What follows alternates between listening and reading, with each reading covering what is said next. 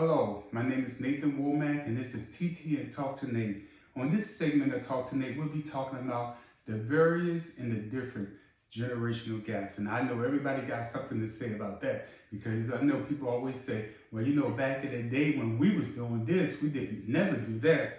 So let's talk about those generations. And we're going to start off with the greatest generation ever. That was those that was born in 1901 to 1924. Must have been a terrible time to live in.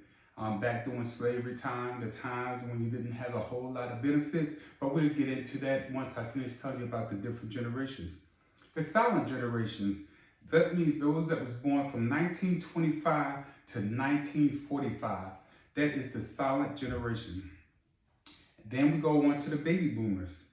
They was born from 1946 to 1964. So in between those years, 1946 to 1964, those are the years that the baby boomers was born. Now we get into some of the newer generations. So let's talk about Generation X that was born from 1965 to 1979. The millennials was born from 1980 to 1984. Generation Z, born from 1995 to 2012. And Generation Alpha, those that was born in 2013 all the way to 2025. So let's talk about that great generation. Those people that was born from 1901 to 1924, these folks were indelibly impacted by the Great Depression, which molded their children in regards to frugality. This group was also representative of the majority of the soldiers in World War II. If still with us, these folks are between the ages of 98 to 121. So if they're 98 to 121, they've seen a lot of things. They've been through a lot of changes. They've been through depressions. They've been through wars. And they have the right to be called the greatest generation. Let's talk about the silent generation. Now, the silent generation is those that was born between 1925 and 1945. These born between these years are actually the smallest group due to the consequences from the Great Depression and World War II. Between the seeds of the population of the hesitancy to speak out against social issues due to the McCarthy era of government, they earned their name.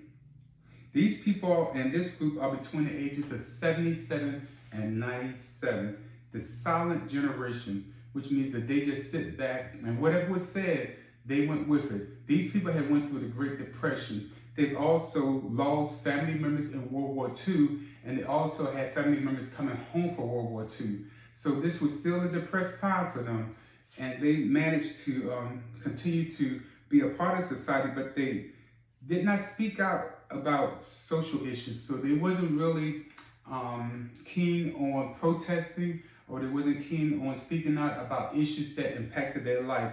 That's how they got the name of the silent generation. The next generation is the baby boomers. Now the baby boomers was born from 1946 to 1964. Baby boomers, along with millennials, are one of the most misunderstood and mislabeled groups of the entire list. Countless internet jokes and videos of young people saying, "Okay, boomer," and referencing an older person, not understanding the modern world and how it works. The baby boomers are actually one of the most relevant groups in the modern society, as they were integrated and present for many of the technology advances in the last 50 years. So the baby boomers was around when we started to advance in technology, and they was around at the beginning of the technology age, and they're still learning how to function in today's technology world. Baby boomers are from the ages of 58 to 76, and I fit within that category. And I can tell you, as a baby boomer, I do realize that technology is changing. I remember working in the government, where we did not have computers, where everything was on paper. We had to file by paper. We had microfilms where we had to look up stuff, but we didn't have computers. When technology came onto the scene, it was very challenging for baby boomers, and it was something that we kind of fought in a way. Now, the next generation is Generation X. These people was born from 1965 to 1979. As with baby boomers, Generation X's are the most relevant generation of the modern times. In relation to technology, and serve almost as a bridge from older population to the younger ones. They were present for the inception of the internet, video games, artificial intelligence, and it's the population that has created many of these advances. These groups of folks is currently between the ages of 43 and 57. So that's the next group right under the baby boomers. When they was growing up with this technology. They learned how to play games. They learned technology and internet before some of the older people learned. The next group after them is called the Millennials. Now, the Millennials was born from 1980 to 1994. As mentioned alongside Gen Xers, Millennials are greatly misunderstood and often mislabeled. Older folks can tend to blame someone younger for being a millennial when they don't understand the values of older times and hold the same views as they did when they were young. So the baby boomers look at the millennials as if you don't understand what we went through. You don't understand the struggles that we had to go through. All you know is that you want something now and you want it right now. It's quite common to hear someone use the term millennial to refer to people in their 20s, although true millennials are between the ages of 28 and 42. That has a lot to say about millennials because you feel like you're misunderstood. You feel like no one understands you. And to refer to people in their 20s, although true millennials are 28 to 42. So we cannot say that a person that is 42 is acting like a 28-year-old because there's two different mindsets. The next generation is Generation Z. These folks was born from 1995 to 2012. This group of the younger people is an interesting one. They have been exposed to social media, were the first population to cope with cyberbullying and other internet-related issues. It was also during this time that school-related violence and climate crisis had become more prevalent. This large group of people are between the ages of 10 to 27 years old. So this population was exposed to cyberbullying. This was when people would go on the internet and they would talk about you and they would troll you and they would say all kind of mean things about you.